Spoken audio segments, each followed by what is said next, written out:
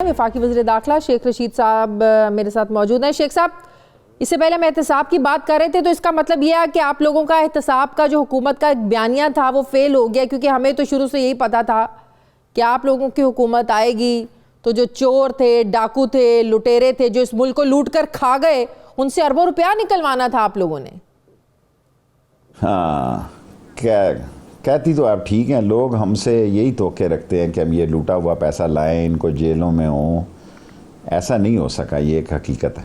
तो इसका असर आने वाले इलेक्शंस में नहीं पड़ेगा? ऑलरेडी महंगाई है, उसको आप कम कर नहीं सके, एहतसाब के बयानिए को, इस वादे को वो आप लोग पूरा कर नहीं सके, तो 2023 के इलेक्शंस में आवाम के पास जाने के लिए सेलिंग प्रोडक्ट क्या है आपके पास? क्या लेके जाएंगे आप लोग आवाम के पास?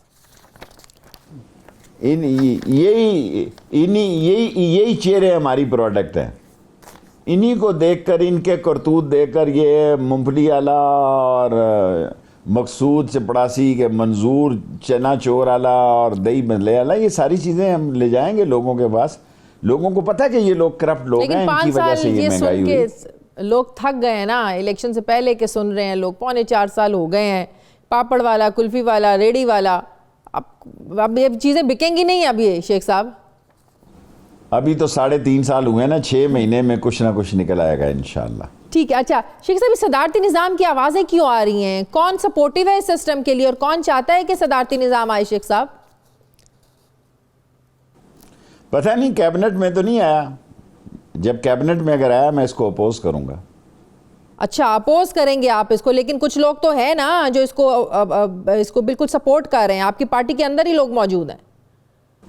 हाँ, मैं अगर कैबिनेट में आया, अगर कैबिनेट में आया तो मैं समझता हूँ ये आज के दौर में आसान काम नहीं है।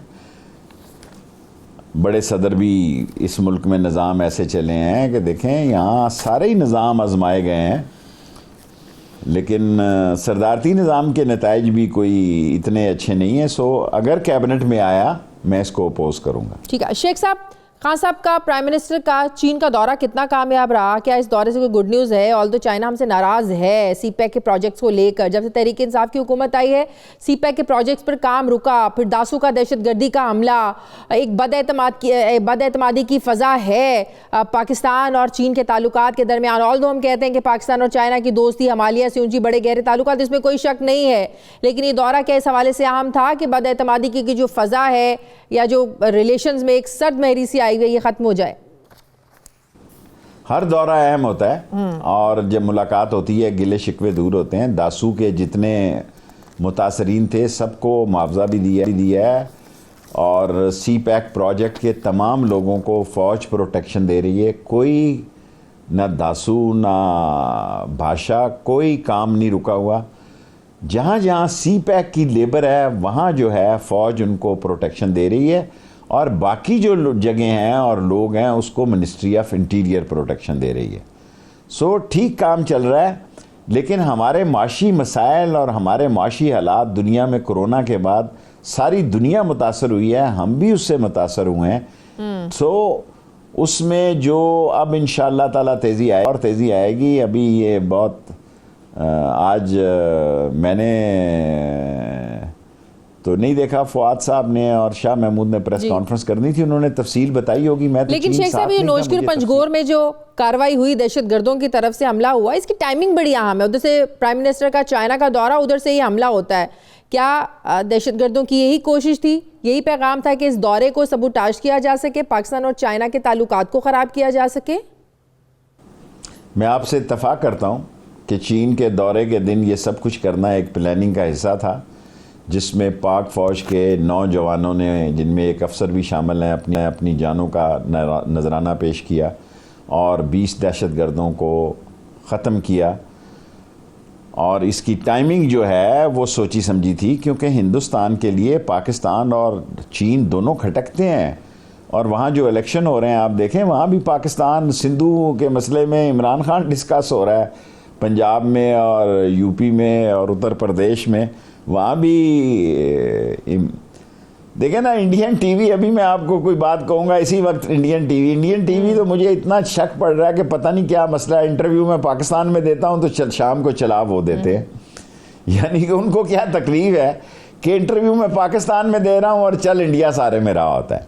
ये उनको एक ख़ास तकलीफ है, वो पाकिस्तान को फूलता और फलता नहीं देख सकते, लेकिन इंशाल्लाह पाकिस्तान आगे बढ़ेगा, कामयाबी से बढ़ेगा और कामयाब होगा और कामरान होगा और तरक्की करेगा और इन सारे मसाइल से। लेकिन शेख साहब, जिस तरह के हमले हो रहे हैं, चाहे वो टीटीपी की तरफ से हों जो अफगानिस्तान में बैठे हैं, चाहे बलोच अस्करियत पसंदों की तरफ से हों वो भी अफगानिस्तान में है, आज अफगानिस्तान में तालिबान की वो हुकूमत है जिसे पाकिस्तान सपोर्ट करता है, उसकी मदद करता है और उन्हें भी पाकिस्तान की मदद का, सपोर्ट का ही हमेशा इंतजार रहता है, एक्सपेक्टेशंस है उनकी पाकिस्तान से। लेकिन वो कहते हैं कि अफगानिस्तान की सरजमीन वो पाकिस्तान के खिलाफ इस्तेमाल नहीं होने देंगे, लेकिन हो रही है, वहाँ से हमले हो रहे हैं।